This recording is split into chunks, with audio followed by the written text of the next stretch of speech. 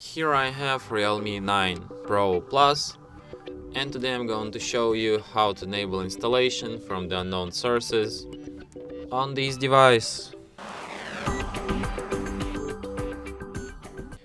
So to do this, firstly you have to open settings, then you have to go to the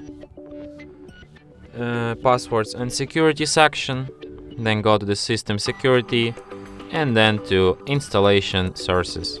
So here you can see the whole list of apps through which you can install unknown apps.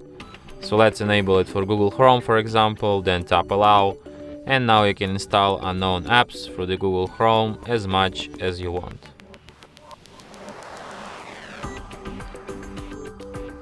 And that's it.